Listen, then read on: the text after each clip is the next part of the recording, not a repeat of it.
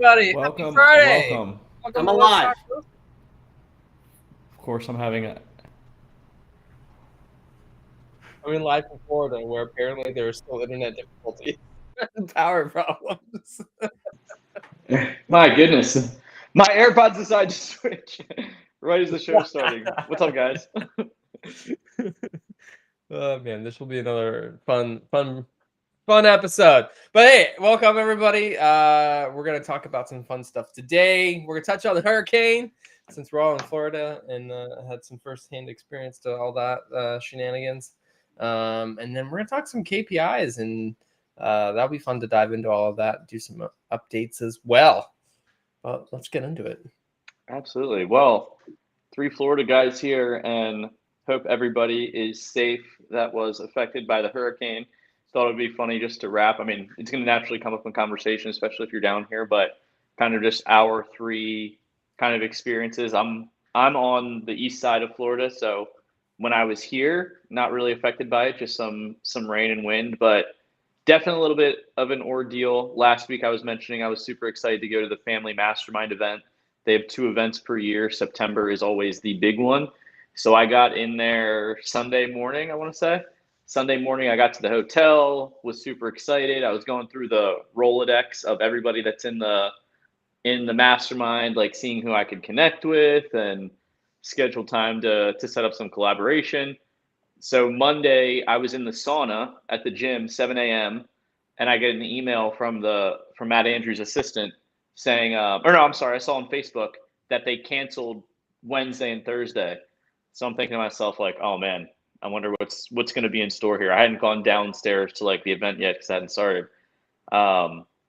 So we get there and we do a little bit of intro and stuff, and they pretty much announce that the hotel has to evacuate us by 2:00 the next day, and that they were canceling the event. So a couple of people posted along something these lines. It's like, you could tell you're in a group of entrepreneurs when you're told you need to evacuate and there's this massive hurricane coming, and nobody really freaked out. Like, I think that, and this is probably, I think something that you guys do really well, actually, like, just stuff is going to happen, and you have to stay somewhat level-headed, not only for yourself, but for your team, like how you portray yourself. So it was pretty cool seeing that, like having to evacuate, but everybody's just kind of cool. Everybody just kind of looked into flights. The people in Florida rented cars.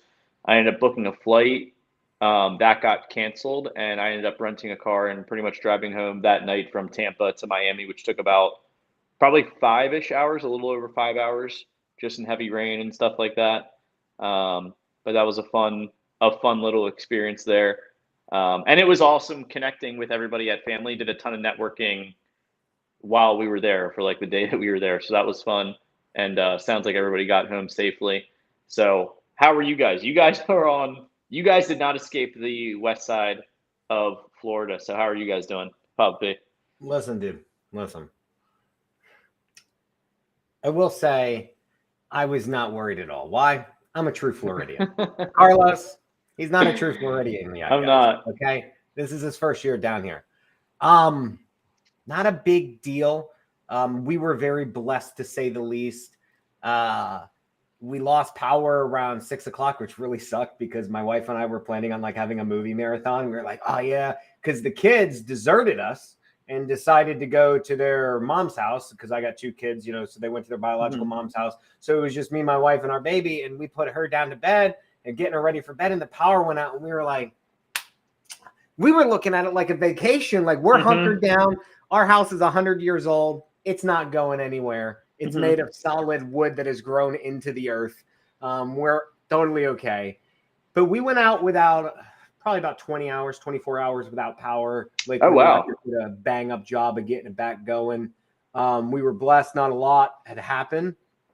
I found it funny, Carlos, listening to you. I came up with an idea. I'd like to pitch it. It's called the Hurricane Mastermind.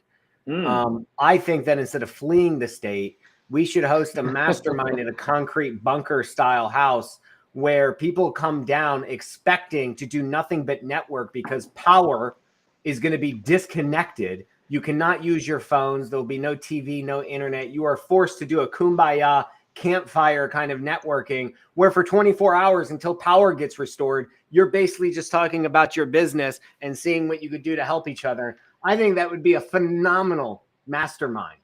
Just throwing that. No, I love that idea, and something I know that you would love as well. Yeah, I should probably put this on my like vision board or think about planning this somehow. Is the digital detox retreats that they do for entrepreneurs in like South America? Yeah, kinda Seen like those that. in like Brazil? It's kind of like that, except the hurricane aspect, because like you check your phone in, You're you just forced. do like Yeah. yeah. So I guess I'm using the hurricane as a way to force that, right? Mhm. So yesterday I thought it was funny because like we had to get everything, like we got an acre, so I was cleaning up the yard. I was trying to get Mhm. everything going of all the tree limbs. We have a lot of old trees, but we had a lot of properties locally that I had to go check on. So I'm out. I mean, I traversed. I had to get ice too because we had lost power. So I spent like $20 on ice only for the power to get restored a couple hours later. So that guy, whoever owns that ice machine on Kathleen, made a shit ton of money yesterday because there was lines of people using. It's just an ice vending machine is all it is. It's connected to water. It just makes ice. But I went around and I think I was very lucky. We had some tree limbs, some branches, some debris. None of my buildings took significant damage. Checked out the office, made sure, figure out what buildings had power. Concerned about a couple flips we had going on. One that was under contract, wanted to make sure, because there's nothing worse. I've been through hurricanes before where you have a deal ready to close. Hurricane comes through, F some stuff up, and now you got a whole bunch of items you have to fix, and it could delay your closing. Your funds could be delayed, just another wrench in it. We were lucky though.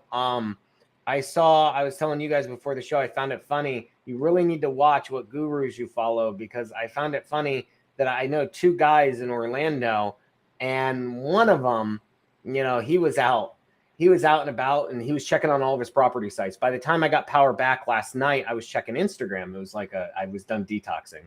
So I got on Instagram and I saw like him, he's checking on all of his job sites, building sites, checking to make sure nothing's flooded, because Orlando got flooded bad. And then I click to the other guys and I see the other guy, he's just dressed in all designer clothes, taking photo ops on all the flooded items inside downtown Orlando. And I'm thinking to myself, like, listen, if you're really running a business where you're flipping stuff, I mean, your whole day is driving around checking these things out, regardless of what employees you have project. There were some sites that I was worried about, I needed to lay eyes on. And I could see that other people were doing the same. So that was kind of all day yesterday.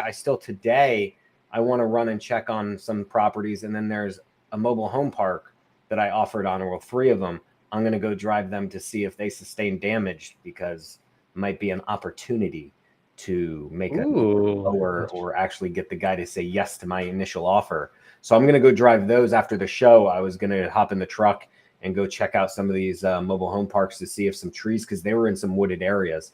So I hope everyone's okay, but I really hope it took some damage, because then I can get this guy to say fucking yes, because he's been denying my offer for I've been offering on this property for, I don't know, 6 months, 7 months, 8 months. It's been on the market. Oh, wow. Refusing to take my seller finance offer, and I'm just gonna keep going with it.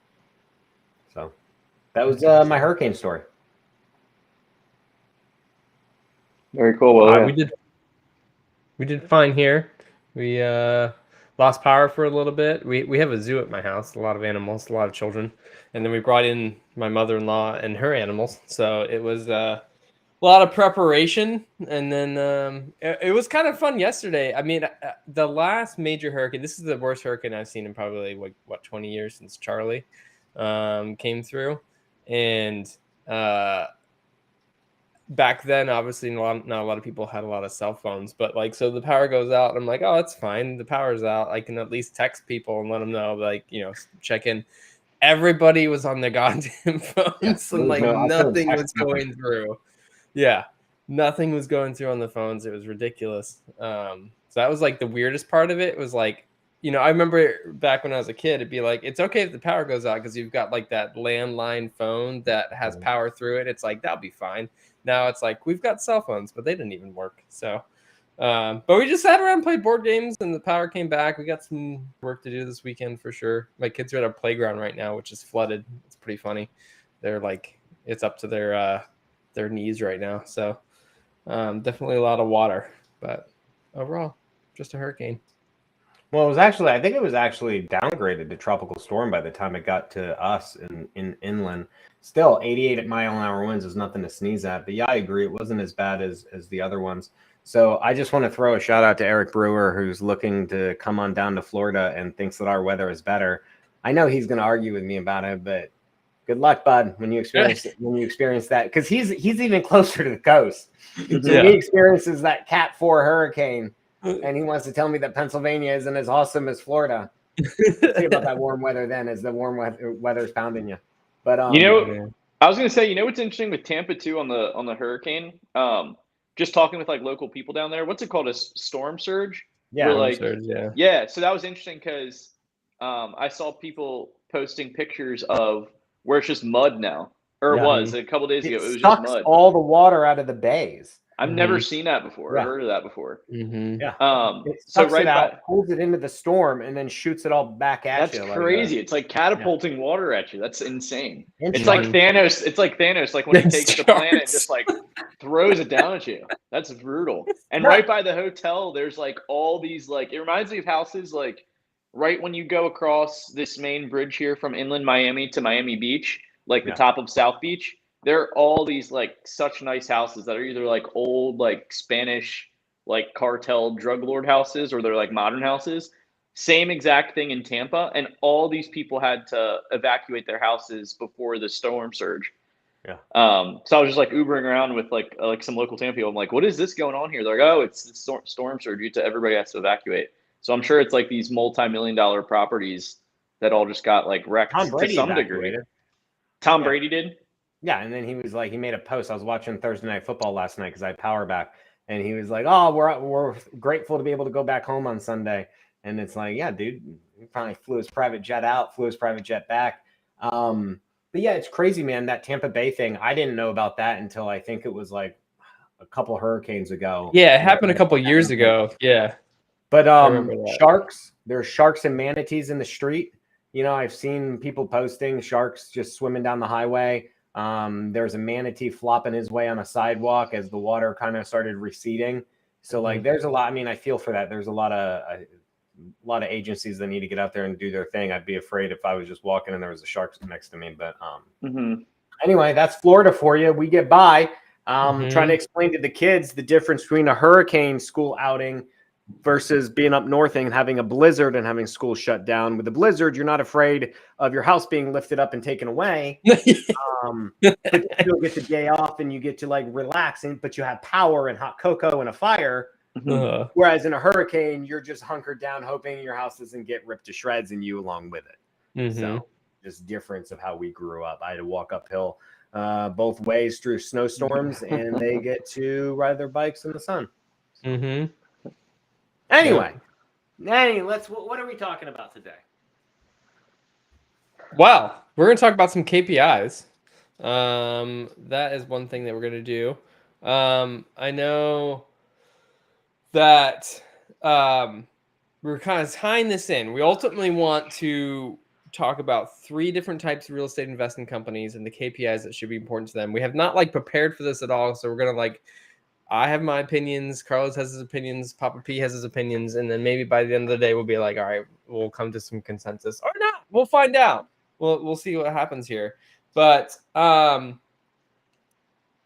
I mean, let's talk about just why KPIs are important to begin with, and how they keep you moving forward in a business. A lot of people are like, why do I need KPIs? What's the purpose? If I just look at my bank account and it's doing well, who cares, right?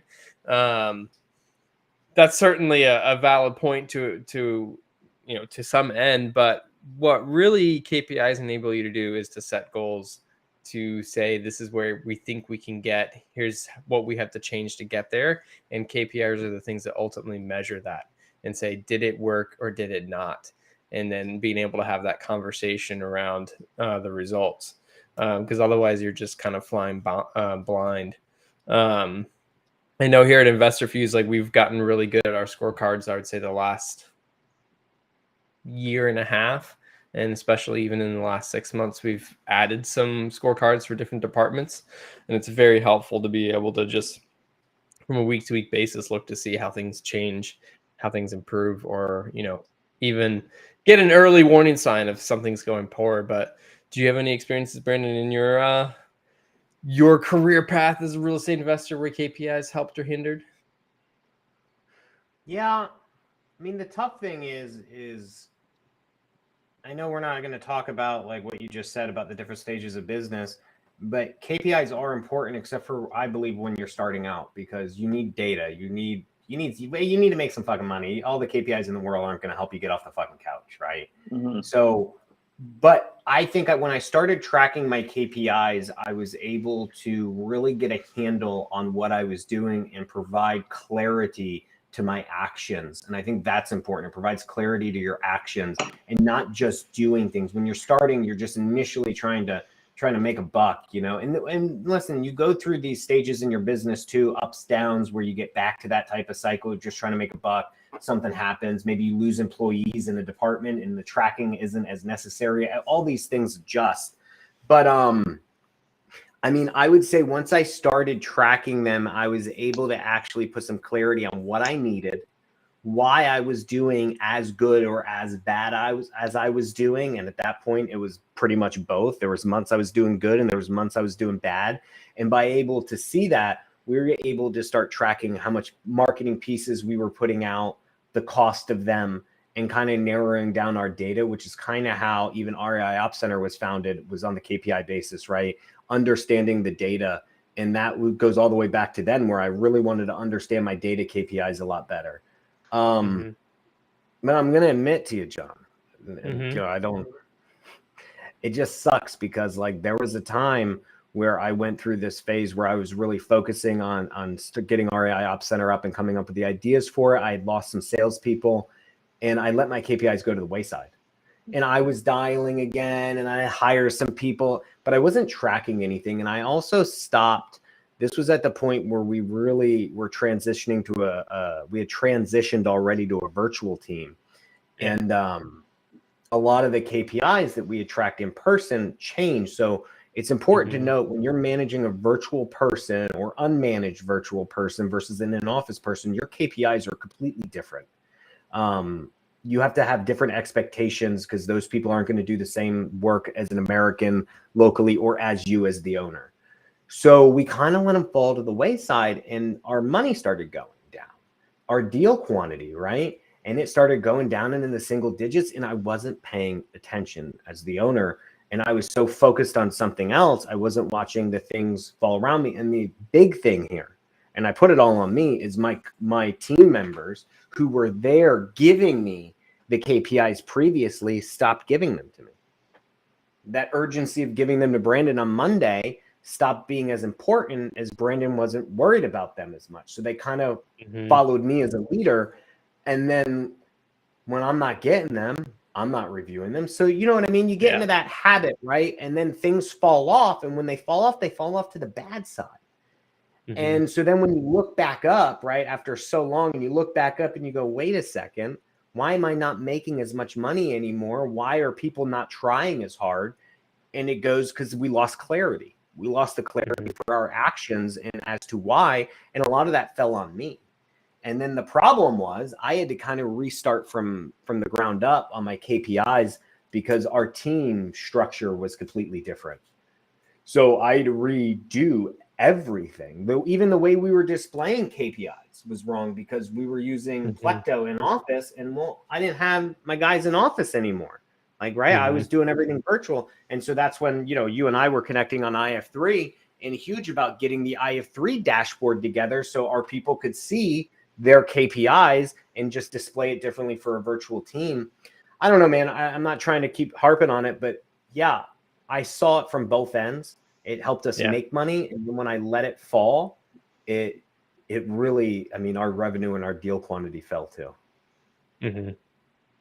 Yeah, I definitely can understand that. I mean, we've done that too, but like that same kind of thing where we don't focus on our KPIs and it's like, you don't know there's a problem. I really feel like it's an awareness thing for the most part. Awareness and clarity for sure. Yeah. But I think, So the important thing is I started and for anybody out there, like it's okay if you're not tracking your KPIs or you fell off or you don't know what KPIs to track. It really honed in for me. And I've talked to a couple people and I've sent them my sheets. When I redesigned my positions and my metrics, right? And I sat down and I said, how can I pay people and what outcome do I want? And then what should I measure to get those outcome and how should I bonus based on that? And as I was writing things out and I started doing the math on everything, I really got down to a very good metric or KPI system of what we track currently for salespeople. Every single role, with the exception of like admins, have some type of KPI that they're supposed to go through, whether it's our call center people, QA people, marketing person, even our trainer, or whether it's a salesperson. Like unless you're data entry or something, like we don't really have a lot of KPIs for them per se, and everyone kind of tracks. All of our management now tracks to a certain revenue KPI too. So they're all on one mission, one goal. And it's something I've really been big on for the last couple of years. But guess what? A couple of years ago, I wasn't telling anybody. I wasn't putting it on paper. I wasn't bonusing based on things. I was just like, here's what we got to do. This is what you're working towards. But I needed to shape their actions to that outcome. So that's where we kind of built our bonuses and our KPIs based on that. So I guess what I'm getting to is when you really sit down and break apart a job and say, what is this job role supposed to do? What is it supposed to generate? What is its contribution to the organization and the end goal? How can I measure that? And what should I say? Hey, man, if you do this, this, and this, you will get to this, which helps us get to this. And here's how much you have to do to get those things. You have to make this many dials, this much talk time, this much calls, this many offers, this many and all those things. And you hand it to them so they can see it. And when you know what to expect, or when you know what to measure, you know what to expect. And when you know what to expect, you know what to do. Yeah. I had a good moment this year when I was trying to like kind of reevaluate some of the positions and the bonuses and the metrics to say, you know, this person's salary should be compensated to the business at some kind of multiple, whether that be like whatever you're doing, like 3, 4, 5 times. And from there, it's really easy to like work backwards. So if it's to say like, I'm going to hire this person, here's the set amount of money I'm going to hire them for. You know, their impact to the business should be 3 times what I'm going to pay them. And then you take that 3 times number and you say, how do they get there? What is it that they have to do in their job to achieve that level of, you know, it's almost like the business's compensation for, you know, hiring that person. And then you just work backwards. And it's really easy to kind of fill it out to say, okay, well, if they're supposed to make, you know, whatever, $200,000 worth of revenue, let's take that divided by 12. How many is that per month? Okay, how many deals is that? So on and so forth. And that was really insightful for me to bring the performance of a role straight tied into the salary of their compensation and even their bonus structure. I also started getting organized with how I pay people, as in management level hierarchy, and keeping them all in line in a certain pay range and then stepping up from there, and which is tough when you're hiring people because they all kick back and obviously they want the most money. And I'll explain it to them. And the problem is I think, so I can only speak to the virtual market. I don't hire in person anymore. So for anybody watching, I can't speak to hiring another American. I hire all over the world. I don't care what country you're in, as long as you speak English and you're good. I hire anybody all over from our call center all the way up to our closers and in between. But people don't pay. So it's really hard to explain people on the bonuses too, right? Because they're afraid, yeah, you're going to pay me X amount an hour, but you're telling me you're going to give me all these bonuses and I have to do all this work for you. But if I do all this work, how do I know I'm going to get paid? Because these other guys, and all real estate too, I'm not talking about other industries. I'm talking about they have worked for other wholesalers, investors, agents, and those people, they don't treat them like humans. So they'll just be like, oh, I'm going to stop talking to you. You're in another country. What are you going to do? Yeah. So that's been a hurdle too, to kind of show them that, hey, here's our metrics and here's your bonuses. And trust me, I'm going to pay you. So we actually started doing, to overcome that, interviews with other team members so they could see that those people can speak on our behalf, essentially. Yeah. Because you can offer all the bonuses, all the metrics, you can give them all the clarity, but if they're not with you and they think that you're just another one down the line, because they worked for other companies for a month, 2 months, and then suddenly just didn't get paid. Yeah. Yep. I've definitely run into that situation too. It sucks that some people take advantage of others that way. So yeah, giving the people that you hire the clarity on how they get to that is key. Because most virtual people that I've met have been left in the dark with their metrics. Like they don't know the impact that they are having on the business, and therefore like that being tied to their bonuses or not. But yeah, let's start breaking this down. So we want to kind of hit 3, let's call it groups of investors, and then walk through what might be important for each one of those. So the first one is just like, hey, I'm starting a real estate business. It's just me. I'm gonna do everything myself. What should I be focusing on? And Brandon, you kind of alluded to what you said earlier, is like it doesn't matter, and I would agree with that. Not doesn't matter, but like, you know, the list of KPIs that you should be worried about when it's just you should be pretty small. And I would agree with that. I think most people coming into this are motivated enough to do the work. So it's like you don't need to provide KPIs to your actions because like you're motivated enough to make an income, whatever. I think the most important KPIs for that type of person is just cost related to outcome, so that you have an understanding of this is how much it cost me to get this deal, so I know how to reinvest any money that I make from deals into marketing. Because if you don't understand that, then you don't have a great idea of like, okay, I made my first deal, or I'm now making 2 deals a month. I agree. Like, how do I start moving forward from here if you don't have any clarity into your cost per lead, cost per opportunity, and cost per deal? I think what gets left out of this conversation is preparation. John, I agree with you. I think you definitely got to, as a new person, always be tracking your costs to cost per contract. So basically you want to do cost per lead, right? I do cost per lead, cost per opportunity. Most importantly though, cost per contract, cost per deal, right? Because contract versus deal, you're not going to close every one of them, especially if you're new. You might not have the dispo properly, or you got to JV it. So, and even they might not be able to dispo it. So those are the big, 4 that I just said that I would definitely track. But here's a tip. And I made my sales manager do this too. And I do it. Keep track of everything that you're doing, not as a KPI for yourself, but keep it so you know what to teach the people when you're at the next stage. One of the biggest things I believe in is I'm not going to ask you to do something that I haven't already done or succeeded at, right?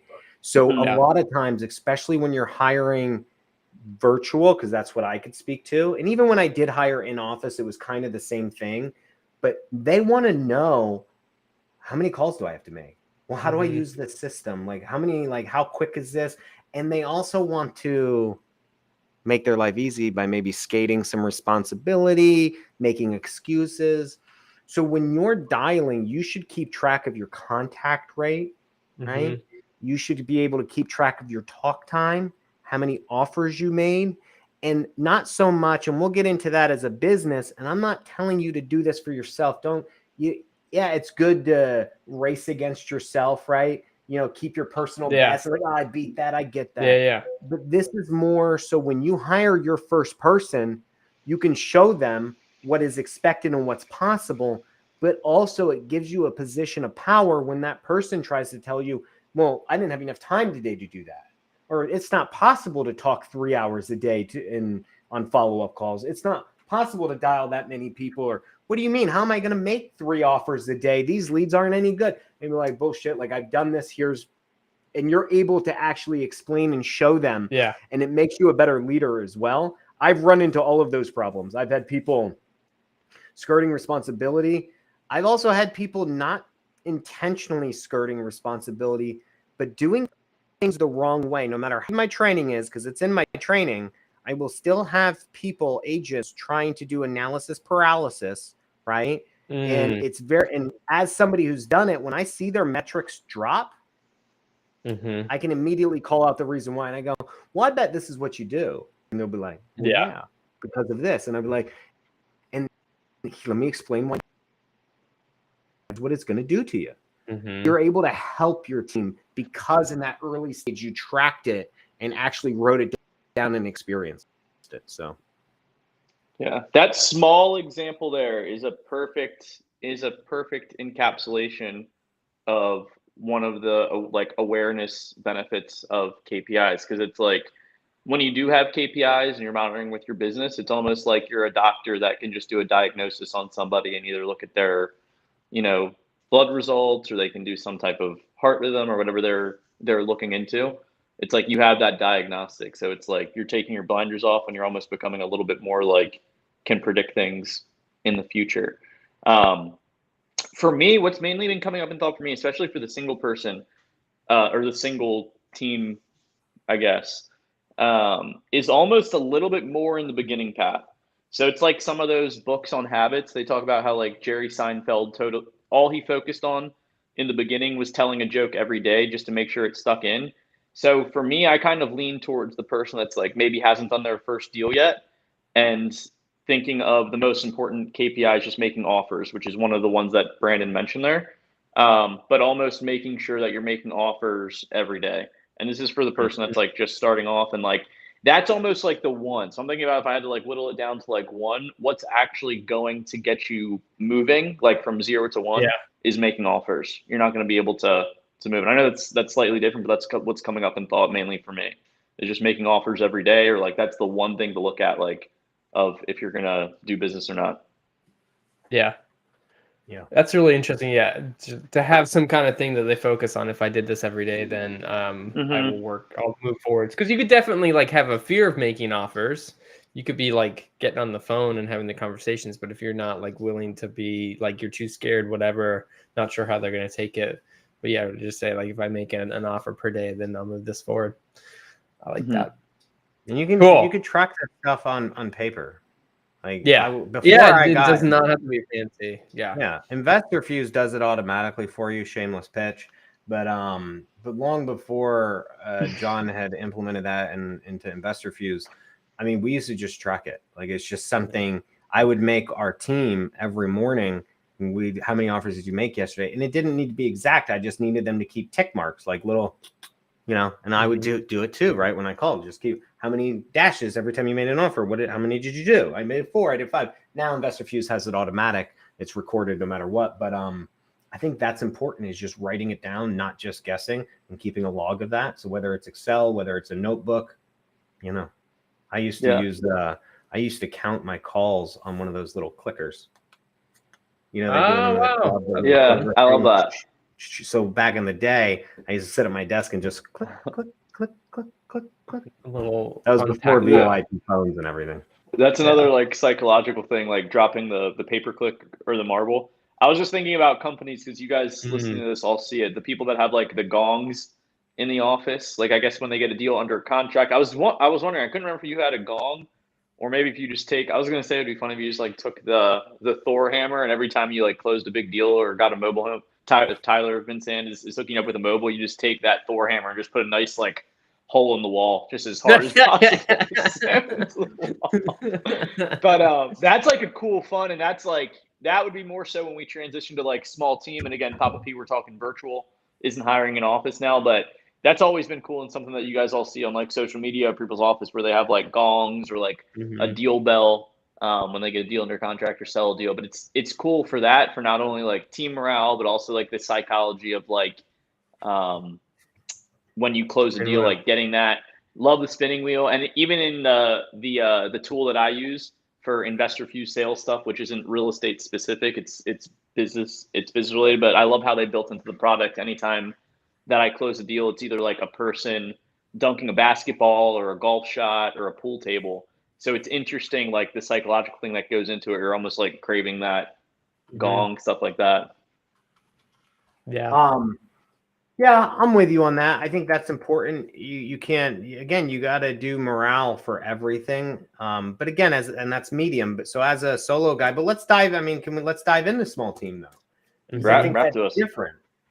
I think you take everything we just said about tracking it for yourself, and now you have to teach those things. Mm-hmm. But the difference is I believe is not so much the difference in KPIs. So I think at this stage, right, you're now tracking all your leads, your campaigns. So I think you need to keep track of important metrics such as, so it depends on the system that you use, but let's just say if we're keeping it strict for the lead, like you need to count how many pieces are going out or how many dials or how many messages you send to how many is actually like the contact rate. How many you're getting a hold of, so you can have contact rate. Depends on the type of marketing, right? I could run through direct mail, RVM, SMS, and all that, and cold call. But either way, it's like more, we'll just call it a contact rate. But then also like your lead rate, like how many contacts to lead does it take, or how many dials to lead, or messages to lead. And then the cost of those leads, right? We talked earlier about the cost in like the big picture cost, right? Cost per deal, cost per contract, right? But I think now you're really trying to figure out where your costs are per lead, costs are per dial, all these things, man. And I put together a sheet that we kind of use for that on our cold calling, but it's important to have it for all of your marketing channels. My other tip, and I feel like, listen, I feel like this is for both medium and large. Take all the KPIs Carlos said or I said, right? Offers, contacts, all that, and make your team recite them every morning in your morning meeting, no matter what. Hold them accountable to it. It's one thing that you know them, but it's important that they know them. And you could sit here and say, because InvestorFuse does it, it puts it up on a right on their screen, right? They can see how much of each. And so just so everyone knows, we track how many actions they're touching, which is basically how many profiles are they looking at. But the important thing is we're tracking what their contact rate is, or how many dials they're doing, how many people they're actually talking to, right? Dials to contacts. And then we're also tracking on top of that, right? Not just the dials, but the talk time, right? And then on top of talk time, we're tracking how many offers they're making, how many contracts they're getting to deals. So we're kind of tracking it from the dial to the contact to the offer, the talk time, and we're breaking all that down. But I make my team recite that every morning. And I think it's important that they say it out loud. And then why did you fall below metrics or you went way above metrics? How did that happen? Right? What would you change? Was it your process? Did you just have a better day? What's going on? How you feeling today? So I like that. I mean, I think it goes to awareness, and we're going to kind of keep harping on the same like keywords in these phrases.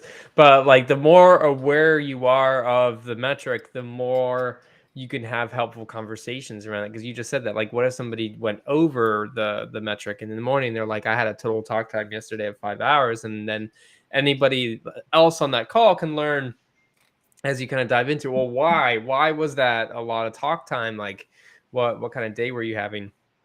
And I think that's super key for people, because oftentimes, and I think that this is something I'm still bad at, I'll get on a meeting and I'll be like, all right, guys, let's go through the scorecard.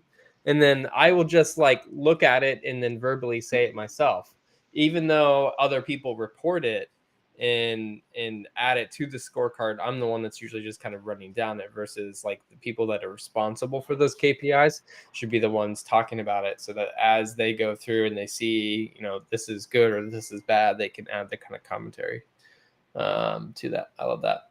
And I do want to say too, like, we're going to move into the next level of business here in a little bit, but one of the key differentiators that we were thinking about for this medium versus large is, in the medium, the owner is still involved in some kind of day-to-day activity of the business. Like, they have daily actions that they have to do, whether that's they're still behaving as an acquisitions manager, or maybe they've moved into just being dispositions manager type of thing, but they're still very much in the business and doing things. So at that point in time, you don't want to overload yourself with a ton of KPIs, because you don't have the time to do that. That's going to remove you from being able to have the actions in your business. So, and I think too, I agree with you, like getting more into the costs even in the, I call it the prospecting range, which is like, where am I getting leads from? Is it from pay-per-click? Is it from cold calling? Is it from texting? I agree, important. And maybe if somebody might be listening to this is totally new to them. I want to talk about real quick what an awareness of costs per can do. So let's say, for example, I've got a cold calling campaign and I've got a PPC campaign. So my cold calling campaign could have a low cost per lead because we're dialing a lot and we're getting a lot of leads from that. So whatever, let's just say that I've got, anyways, the cost could be low. But if you're doing PPC, your cost per lead could be 150, 200, 300, depending upon what market you're in. And if you were to look at that without going down the line, that would be scary, right? My cost per lead for cold calling is $1.50. My cost per lead for PPC is, 400. But then if you add in the ability to look at cost per contract and then cost per deal, they might equal out or be relatively similar. So if you don't take those costs all the way through, you don't see the full picture of how each marketing campaign performs. Because usually in PPC, you get very motivated people that are interested to sell. They're easier to convert versus cold calling. You're interrupting somebody. They have, according to the data, some kind of pain point, but that person, as far as is not actively researching a way to solve their problem right now. So costs all the way through are really important.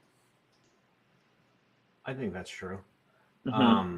Managing your costs. And I say all that because although we're at the medium size, I imagine at this point you've hired a manager or two. You have VAs. So even if you haven't hired a manager, maybe you're still managing all the departments and maybe you're not dialing anymore. Maybe that's your thing, but you probably already have a VA putting together your campaigns for you, doing the sending. You probably aren't scrubbing your data yourself. So I would say, it's very important that you're now stepping up and tracking the cost of each one of your campaigns and also tracking the performance of your agents. Yeah. I'll save it for the next one because I don't think it really applies for a small team when you're doing stuff in-house because I don't think you'll have enough money for it to make sense. So yeah, it's kind of the only things that I think you should be tracking. I'm going to hold until the next one, cold calling as well, because I don't feel a small team should be operating their own cold call team. I think until you're really ready to scale, I don't think, and I've made that mistake, and it's a lot harder. I don't recommend running your own call center, and that brings its own KPIs into it as well. Mm-hmm. Yep. What do you think, Carlos? Thoughts? I like it. I'm interested that John. I mean, just we all have different personalities, obviously, and perspective. It's just interesting. John's kind of theme is a little bit like cost focused, or that almost comes to the importance of your KPI perspective. And it's interesting, Papa P, just because he's been through all of these, so we're kind of like bouncing ideas off of him. But yeah, I like that. I'm excited to talk about scale because that's such like I feel like that's just such an industry thing, especially the last couple of years. Like so many people get into this business and think that they have to like scale and do 10 to 50 deals a month. And I think it was kind of interesting perspective from Eric Brewer last week. Like he was more so saying like, man, there's a lot of people that do like a deal a month and are just have low overhead and they're not posting on social media. So our perspective is a little bit different, I think, which was good awareness for me last week. Like, oh yeah, that is kind of true. Like the only people posting on Instagram are people that want to be seen on Instagram. And I think we all are kind of similar in a sense. Like we all post on Instagram, but I think we would also all be happy kind of living as like nomads, like no social media, just spending time with our family and stuff like that. So I do understand a lot of people maybe listening to this or other podcasts are kind of fed that thing of like, hey, you got to get in here, you got to scale, you got to be growing, all this stuff. So I'm interested to talk about this just because that is such like a popular theme in this space. If somebody that would be listening to this podcast. Yeah. All right, well, let's do it. Let's get into what a big organization is. Let's assume the assumption here is that you're an owner, you've got multiple employees, and for the most part, you're not daily doing you're not like a lead manager, acquisitions manager, dispositions manager. You might like still talk to your like top cash buyers because they really only want to work with you. But for the most part, it's not like I'm trying to grind away for 9 hours a day. I do. Yeah. So go ahead. Oh no, I was just agreeing with you. I know a couple guys. Okay. I mean, I JV with someone who like single-handedly, he'll always answer my calls. I always answer his, and like he does even more than I do. And it's funny because like his service is, and I JV with a lot of people, and his service is impeccable. Just quality. Why? Because he gives a shit and he actually does the business, and I think he lives and breathes for it just like I do. So yeah, and you deal with your own cash buyers. It doesn't make you not a fucking guru or not a fucking business owner or a rich person or whatever you want your metric to be. It just means you fucking love what you do. And I think Pace Morby said it the best, and it kind of validated me. And he was like, God, what did he say? He was like, I was out driving with people looking at houses, and somebody had said like, oh, Pace, like you can't scale if you do that. Like, how are you ever going to scale that? You need to be running your business. You can't be out on the streets looking at properties. Like, fuck that. Well, Pace is nicer. I don't think he said the F word. Like that. He's like, that's what I want to do. So he built his organization so he could do that stuff because that's what he loved to do. And he didn't want to be in the office per se. He wanted to hire the other people to do that. Anyway, that's off on a tangent. But I think it's funny because yes, you can do a lot of your business yourself. And I still talk to my cash buyers. I don't get on the phone anymore, no matter how bad I want to, because I think it pulls away from my team. I need to trust that they're doing their job. And if I hop on the phone and start cherry picking leads from them, they'll pass stuff off to me. Like we're working on the seller finance and adding novations in. So there's going to be stuff passed off, and we're actually working on tiers. But I would say in between the middle to the scaling. So if you're in the business to the scaling, you need to start implementing more tracking of your data, right? Your KPIs, not just on basic sheets, but more complex KPI tracking. And you really need to be instituting more level 10 style level 10 is the catchword. I just call them management meetings where we all get together and we talk about like our progress, like wins, our KPIs, issues, any questions. And generally every department chips in on what they have going on. And I think that comes right before full scaling, because I feel like you need to be doing that even at the level of like, I've hired a couple people. And so when you start doing this, I think that's when you're really adding in your individual employee performance. That's what I was going to say. Oh, is it? That's what I was going to say. Yeah, I agree. Your individual employee performance, I think, probably is the most important thing that you're going to add into the next level.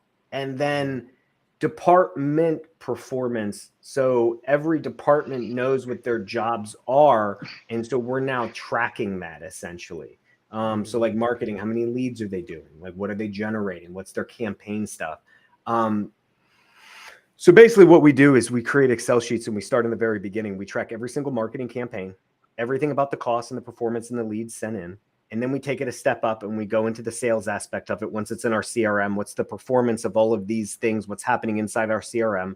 And then we take it one step further where we're doing the individual sales, like how many contracts, how many deals, how many talk time, all that stuff. So we take it kind of like a bracket, like where it's a lot of stuff, and we kind of start narrowing it all the way down as it goes through our system, and we're tracking all the way through. And the big part of that is not just tracking per campaign, tracking per employee. So it starts at per campaign, and it kind of integrates to the total marketing dollars, and then it goes into sales, and then it goes back down to the individual employee, resulting in those sales, dispo, stuff like that. How detailed do you get during your hiring process about going into specific KPIs and like benchmarks of what that potential hire would be doing? Or is that later during like onboarding and stuff? Do you talk about like specific KPIs they're going to be tracked on like during the hiring process? So we track on. So I give them some gimmies. So like, and I know people who run virtual teams will argue with me because I got in an argument with my one manager, and we track conversations. So you'll get a bonus for having a conversation if you hit my minimum conversations. And so conversations we consider anything over a 5 minute I call them meaningful conversations, or MCs, because at that point we break our script down into like 6 different 5 3/4 sales process is what I call it. We have a 5 3/4 sales process, because it's kind of like Harry Potter, the 9 3/4, but it's like that one doesn't really exist. But along through there, we say to them, okay, listen, like you have to have this many conversations, and that's a bonus. That's a metric, right? How much talk time, right? How many contracts per week you're required to get, how many deals per month you're required to get. So we tell them how to get those things, Carlos, and we do it at the very beginning, but I don't think anyone gives a shit.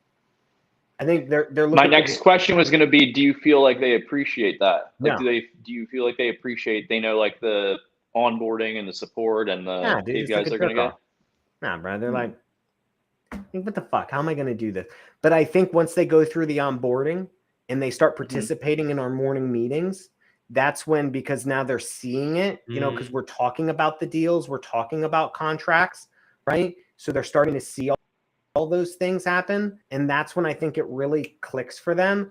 But I think it's like anything else. Until you do it, I don't see how you can, like, what's a meaningful conversation? I don't get it. Like, what do you mean a contract? Like, how hard can that be? You don't know. So yeah, I mean, I kind of go like that. Now, what we do, I wanted to show something. So I'm actually working on, John, am I allowed to share my screen? Should be able to, yeah.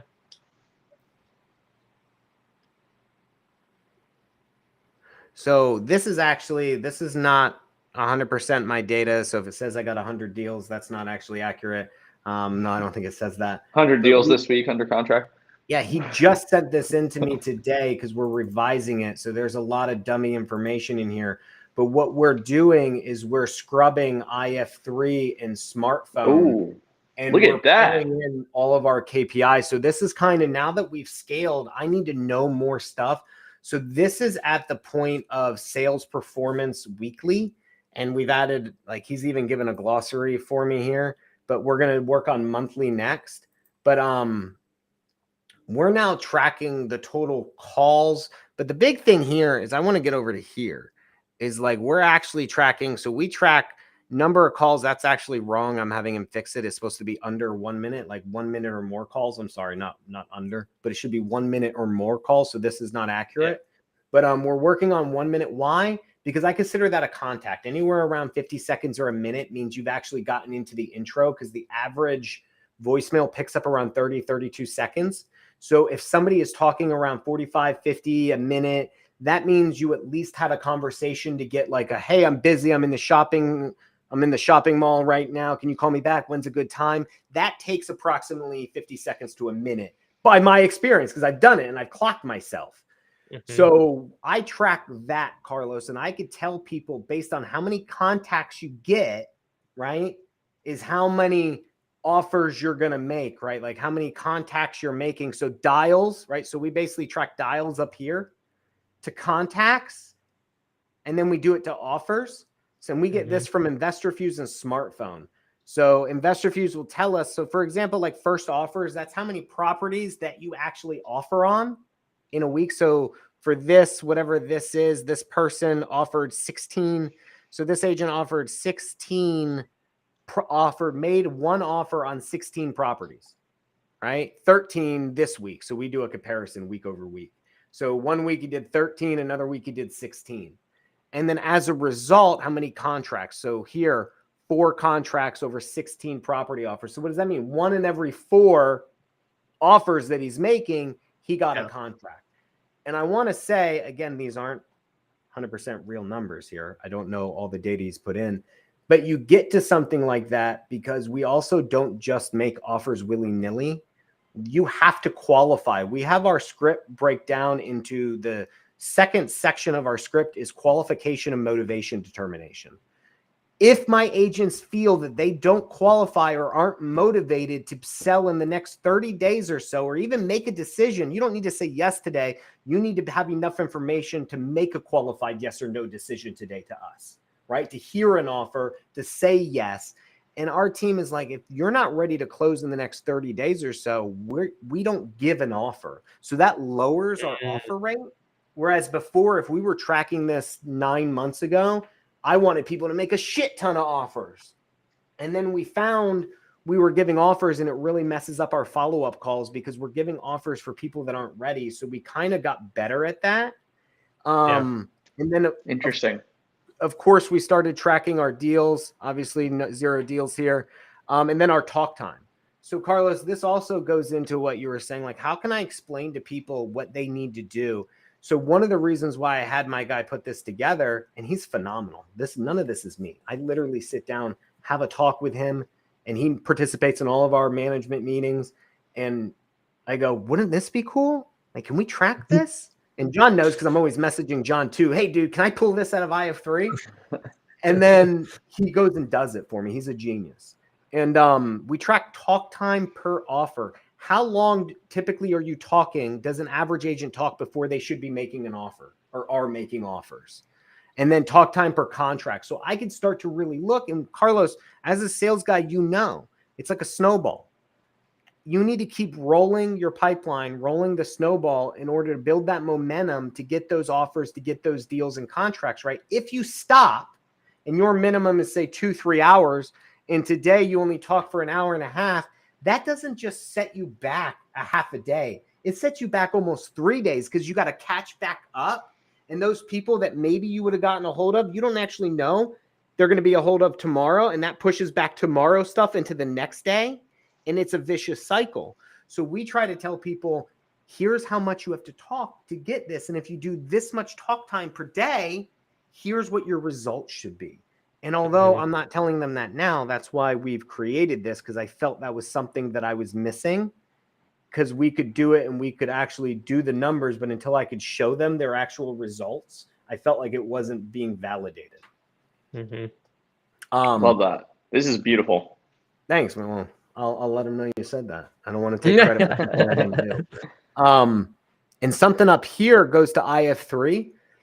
So this is when you're really getting in scale. We're now honing in and trying to get better on average days since last touch, average days it takes to get to the first offer, average days it takes to get to a contract, and average days to close the deal. Because this is about how fast we get our cash flow from when a lead comes in. This is about, like, honestly, like, how good are we doing at identifying the motivated people and getting the yeses from them and then getting the contract.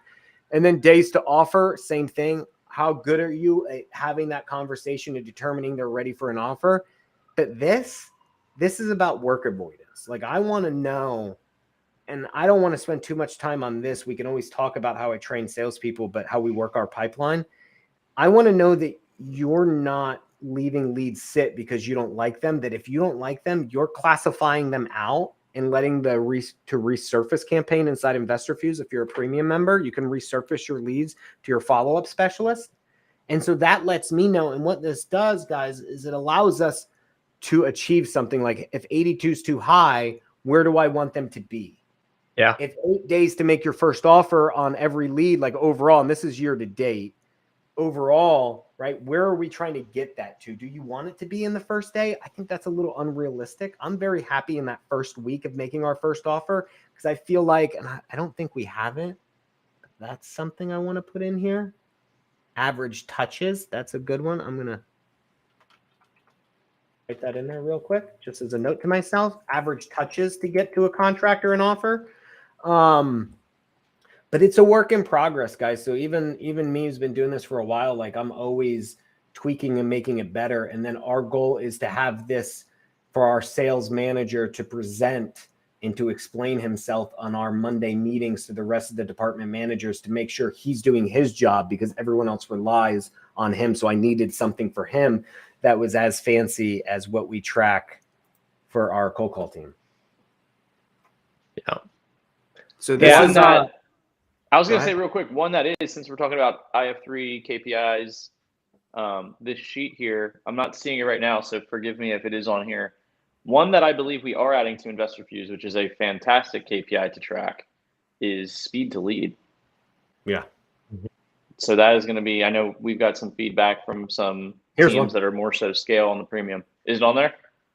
Leads sitting unattended. Ah, So this is on it's a good one average. too. So we have 127 leads in our system that have not been touched. That means on average they're sitting for 104 days.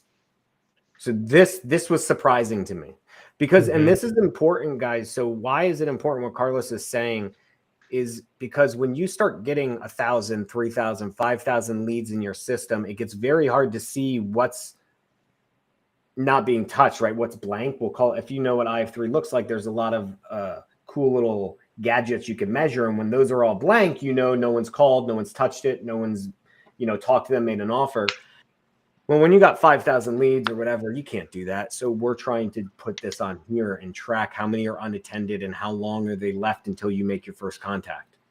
Yeah. But that's not truly speed to lead. That's more about speed to leads no one's touched. Yeah. Like how long are we unattending our new leads? Yeah. Speed to lead is highly important though. I'm excited for that KPI. It should be coming out next week, maybe 2 weeks. Oh, wow. I was just looking at it this morning. Beer. Yeah. Yeah, I think that this level of detail is phenomenal. And, I think you've spoken to how it came about, right? Like you have somebody whose job is this. You say, this is what's cool. This is what I need to make an impact in my business. This is how my sales manager needs to, like, how they can be successful. And you're really at that point where you're able to have that analysis, and then have somebody else to do it. I think that's important for people to remember. Like, in no way, shape, or form, or if you're a single person, should you be trying to build a spreadsheet, because you'll take up all the time that you're doing, that you should be talking to sellers, building this type of stuff. But I love this level of detail, and I'm not going to reiterate anything that you just said because you phrased it well. But my thought process when you go from that medium to large is all about individual accountability, and to keep in mind that people's individual accountability is different per department. Right. Yeah. And I mean, you have two dashboards, one for your closers and one for your cold callers. They're two totally different people handling two different types of conversations that need to be tracked with different KPIs. But I mean, that's something here that at Investor Fuse, we're kind of going towards. Like, we have, what is our count? 10, 11 employees, something like that. And, we brought 2 new people on this year in the support team, but everybody else, I think the youngest employee is like has been here for 3 years. So it's like we're a bunch of long-term employees that understand what we're doing, have a deep level of motivation and joy in our work. But when you start bringing in other people and you really start to look at scaling, I think it's a common thing where that level of culture can drop a little bit, because you're starting, like, the business owner, the business managers are starting to lose the time and attachment to talk to everybody in their department, especially if there starts to be like 10, 15 people in there. And so you can no longer rely upon your instinct of how somebody is doing. You need to be able to have the metrics to make sure that person is doing good, to be able to point to you and say, hey, maybe a conversation needs to be happening over here, or maybe a celebration needs to be happening over here, because the metrics are able to kind of tell you that. And that's conversations I've had with Trevor at Carrot, who has acquired our company. Like, they're at 50 some employees, and it's like, he's like, when we were 10, like it was different. And when you get to be that big, you really need to be able to keep the culture alive, to be able to still be in tune to your employees so that you can have good or bad conversations. But the only way you'll know that is by tracking things. 100%. So from scaling, I'm basically a cheerleader. My goal eventually is, and I've done it in the call center, and our Gene's wonderful at it, but and I've done it in the sales team, and I've stepped out and put a manager in place. in each one of those things. And whenever I come up with a new idea, I kind of run point on it, hire somebody, and then I manage them as the manager. They're the manager and I'm managing them. My goal is, like, if you're looking at like how I look at scaling, is to take my position and hire for each person that I hire somebody, like each department, hire somebody locally in office, like real in life person, to take over my role and pay them more like C-level people. And then say, okay, you're now in charge of our sales, but we already have a manager and team supervisors and all that. Your job is to do what I do, is to do your morning meetings and coach and write the new scripts and all that stuff. Same thing with the call center. I meet, because we have a lot of employees, so I make it a habit to show my face to every department and like have talks with them all. But like, I won't have time eventually to do that, and I'm gonna need somebody else to do that as I kind of step out of things. But I do, like, I meet with my call center every Monday. Every Monday, I give them about 30 minutes to an hour. We do spin the wheel. You know, I thank them. I review all their metrics and stuff that our Gene sends over and Raphael sends over, and I go from there. But that's what it takes when you're scaling. We're now tracking all those things from each department and on the employee level, and then we're rewarding them as well. So we're talking about tracking KPIs, but I'm huge on rewarding them as well. Like, and that's the thing. Even participation, I reward on participation in the meetings with me. I got that idea from John Martinez. I went to one of his things and he was handing out envelopes of money, and you should have seen how fast people were willing to answer his questions. I want to say, if John Martinez is listening, I raised my hand more than anybody on the 3-day or whatever it was 2-day event, and I never got one envelope. So I get it though. I get it. But he gave me a good idea. So I was having problems in my meetings where people weren't participating. I felt like I was banging my head against a wall. So I didn't invent it, but I did the spin the wheel thing, and me and my managers got together for what the award should be. I took input from everybody. And then I'm like, it was surprising. No one was participating. And then somebody asked me a good question. So I pulled out spin the wheel, and I was like, for having the best question of the call, boom, spin the wheel. And then like everyone was trying to ask the best question. The next meeting, I did it for the person who asked the first question. You know what I mean? And so on. And now I got people fighting over saying the first question. I did one for who had the most questions. Now people are bringing more than one question to me. And so it's a different way, but that helps with the learning. And then I also do, when another agent is able to answer that agent's question instead of me answering it, I give them a chance to win something. And we have everything on there, from days off, $100 extra money, different things. So not just measuring the KPIs, but also rewarding your people for those things too. So super cool. Love that angle of it. Very fun. And the screen just changed for no reason. Oh, you stopped sharing. That was weird. Stop sharing. I wasn't sure. I got weirded out. All right, let's review this real quick for the crowd out there.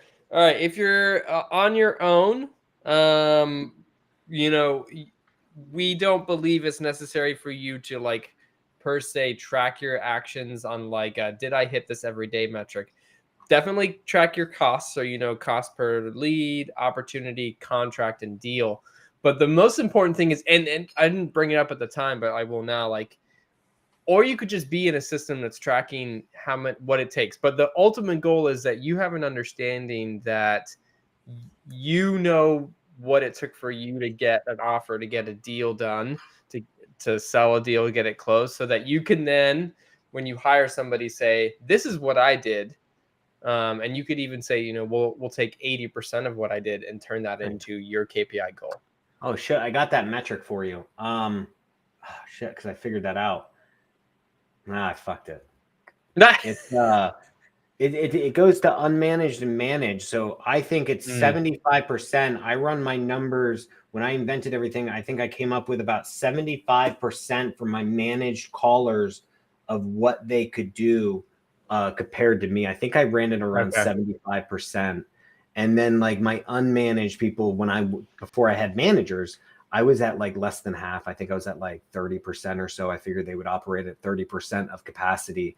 And now they could do about 75% of what I would do if I was in that role. And I'm trying to make that better. I feel like that used to be at 50%, where it was like more like 25 and 50% versus 30 and 70, 75.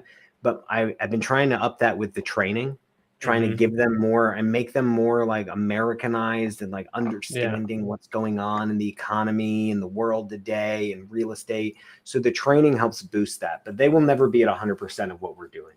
Yeah. Always keep that in mind when you start making KPIs for employees. They are not you. They're not receiving your profit at the end of the month. They're an employee here for the job. Hopefully they love the job. And then, I mean, that's more of a cultural conversation. But yeah, don't ever expect them to be you and what you're capable of, because they will not be. So yeah, you don't necessarily have to track those metrics on a daily, weekly. You could just have a system that's doing it for you, so that when it comes time, like Investor Fuse, shameless plug. So when it comes time to hire somebody, you can retroactively look at that data and say, this is what I did. Therefore, this is what the KPI is of the person I'm bringing in. So yeah, that mid-sized business, take the costs of lead, opportunity, contract, deal, extend that into your prospecting so that you understand each campaign's costs so that you can know where to maybe put your money more than other campaigns. And then to start making sure that KPIs become a part of your culture in meetings. You are talking about it. Everybody is aware of what it is. And the tip that I picked up here and will be implementing is that those people who are responsible for those KPIs should be the ones talking about them and reporting them in the meetings, not necessarily you, the business owner, just reading through them verbally. I thought that was a great tip. Did I miss anything for the mid-sized business? No. All right. Advanced business, it really you can start to bring in a lot more KPIs. The one thing I want to say there is if you're like in that scaling up period, don't be here. Don't try to make Brandin's spreadsheet on day one when you're like, all right, I've got 10 employees. I need to make Brandin's spreadsheet today. Go steady. What's the most important thing for me to track right now? And then make sure that that's done and done well. And then, maybe every 2 weeks, add something new on. And you saw it, Brandin's constantly adding new things on. Once you're aware of what you are aware of, then you'll know what you don't feel like you have a good understanding of. What I did, John, is what you see is about a year's worth of. He has a template to follow now, because a year ago when we started, they didn't look like this. Yeah. And then he started making them better, organizing them differently, understood what I wanted and how I work. And now they look like this. And now we're just pushing the numbers in. But what I do is I'll print these out, not this one, because this is brand new. What I showed you, we aren't even using yet. It's still in creation. But he'll send me stuff. Every week I print it out. And then if I don't look at something, I put a check next to it or an X through it. And then I look back after a couple weeks of how many, what am I actually looking at? Or I put a star if I'm like, oh, let me ask a question on this. And then I'll look back. I think I have stacks of them. Yeah, I have stacks of them over here where I'll keep track of weeks worth. And then I'll be like, okay, man, I didn't even look at this. I feel like we don't need this on here. I feel like, so it is literally a long process in the making, because you don't want too much either. No. So it's always evolving too. That's another little segment on there. It's in general, guys, they're always gonna be evolving. Time, Carlos. What else is he gonna do? Yeah, true. And he loves it. If I didn't give him something to do, he would hate life. He loves it. Yeah, so it's evolving. Don't just jump out of the gate and try to do 50 KPIs. But the most important thing is you should be able to drill down per employee at this stage. And each employee should be aware of what they're doing, reporting what they're doing. Not necessarily reporting, just in the meeting, they should be this is what I did yesterday type of deal, so that they're voicing it. Because I have 3, it shows it to them right there in front of them. But yeah. And yeah, you should just be able to drill in per employee so you can see how they progress, understand are they meeting expectations, exceeding expectations, or lower than expectations, so that you can have the conversations to grow them, or if you need to get rid of them. Definitely a conversation that happens. Very fun. I like it. That was great. I always love talking KPIs. We're going to be doing a lot of KPI work in Investor Fuse in Q4. I'm my brain's been churning it up in that for the last couple of weeks. Going to be start writing some stuff down this weekend, and we'll be doing that in October. So whole new dashboard, maybe multiple dashboards. We'll see. Talking about costs makes me really think about how to make that easier inside of our system too, because it's such an important metric. And right now you have to do it very manually inside of i3. It'd be intriguing to do it a different way. But anyways, pulse of the week. I mean, we kind of talked about the hurricane at the beginning, which is kind of like the pulse of the week a little bit. Anything else going on? Yeah. Sorry, that cough was not. No, that was an actual cough. So I am buying my first mobile home park. Obviously, I've been talking about it. I'm super excited. But one thing that I wanted to talk about as pulse of the week, and I did this week, and I was like, and this is so stupid. It's common sense, but you don't really understand the value of a solid mastermind until you actually need it. So earlier this year, when I set the goal of really transitioning the business into mobile home parks, lots of units. I want more mobile home parks for days. Went out there and I looked for different masterminds, and I ended up doing Tim Bratz's Commercial Empire, not for the commercial aspect, even though you could argue mobile home parks technically are a commercial asset. But I was trying to figure out how his process worked and stuff. And then I joined his Legacy Family Mastermind, which is an ongoing high-level mastermind where it's not a lot of motivation, rah. You're not, there's not a lot of bottles being popped, that type of stuff. But it's a very business-oriented one. And it's cool. I pay monthly. Me and my wife, we both pay our dues, and you could go to all of his events. And I really haven't utilized it, with the exception of some of the tools in the toolbox. And now I'm buying my first park, and I was like, shit, I don't know what the fuck I'm doing. And so, because I was raising some money for part of the down payment and some of the rehab we have to do on the park. And I realized, as I hired Prime Corporate Services to set up the LLCs, and I got the people giving me money connected with them to set up their LLCs and all that stuff and holding companies. And I realized I needed a custom operating agreement. I needed to figure out the property management, because I've never managed a property in like 5 states away, or whatever it is, 4 states away. Yeah. So Tim Bratz offers daily calls with each different department, whether it's legal, operations, leads, like all those different, Monday through Friday. He offers you hop on at noon. And I've listened to some of them, but never participated. Yeah. Well, this week I participated twice. And I could say that the value I got from it was well worth the money that I spent. Mm-hmm. I mean, I had an in-depth conversation about property management and the best route to take for it. And he really changed my thinking and got me over some personal hurdles about managing a property that far away, which is counterintuitive, because you would think I would already been okay with that, having already put a contract down on this thing. But I'm like, I kind of shoot for it and go. And then I didn't understand the legal aspect. And it's funny, I didn't really understand the technical aspect of a lot of real estate until social media came along, right? Back in the day, I just did shit. And so I went to this guy and I'm like, hey man, like, I need to know this because I've got some money together. And he goes, oh, well, you need to get this organized for syndication and you need this type of attorney. And I go, whoa. I don't think you understand. I didn't really syndicate. I just went to some people and said, yo, I need some money. And they said, hey, here's some money.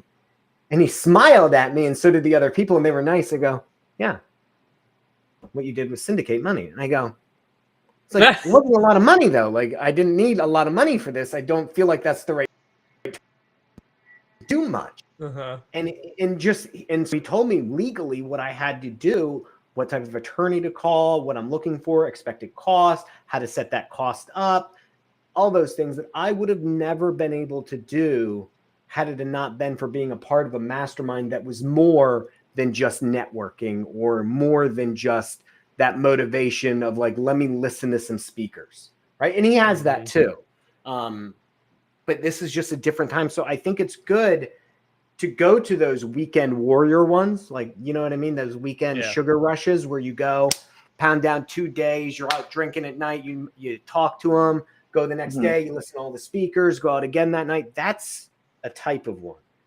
But the ongoing ones like this, I think, provided immense value to me. And I felt like I had these to-do lists where like I write down in my notebook and I was like crossing. I was like, wow, that answered that question, that one. So, that's just my pulse of the week. I know it's common sense to join a mastermind, but when you do and you actually need it for a deal. Yeah. I mean, in something that level, it was nice. It was Love comfortable. that. And they Once gave me you know people it's to who talk you to know. too. So Very cool. That's exciting. I mean, I've definitely sensed value like that too from different groups. And it's crazy like how much you can learn from just a short time period of time just by asking questions to people that have been through it and done it. yeah. Super exciting. He's got his shit together, man. Like I've been a part of them where they say you could do that. And it's like post a chat and post a message in the Facebook group and I'll answer you. Yeah. Dude, I can't like some of this shit. I can't just type it. Okay. And I don't really have time to troll through and see the 100 responses of everyone's opinions. So Timbrats really has it set up nicely.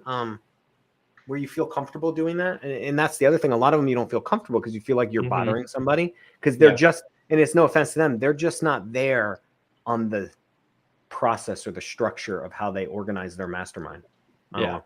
I just thought this one was well put together and I got to utilize it after paying for it for the last like 8 months. So there you go. There you go. Benefits. Very cool. Well, I think that's it for this week. Unless Carlos, you got anything to add? Brandon, anything before we wrap up the show? If anybody has any mobile leads, send them over to Papa P. Yes. Definitely on future episode. You did casually drop, and you said at the end of the last episode, but you did casually drop the Novation course, so we're all signed up there, going through it. I was afraid you were going to ask me that. My bad. No, thanks for calling me out. But in the spirit of the show of no bullshit and no fluff, I did not do it. I can name 1,000 excuses, like the hurricane stopped me from doing it. I'm doing it. In fact, I told myself I was signing up today. I have his website open. The other day I clicked on it and I was getting ready to fill it out. And then I was like, wait, I need to go through this link. And then I ADD something else. So no, I haven't done it. But yes, I am doing it. And I will update you as soon as I sign up. So I will sign up today. That was on my list this week. Hurricane. That's my excuse. Hurricane. There we go. Hurricane. There's a hurricane. Thanks, bro. My bad. It's all good. It's all good. Oh, good. All right, guys. Well, have a good rest of the weekend. Enjoy your yard work for those of us that have yards to clean up. All right, guys. Lock and load. See ya. Papa P out.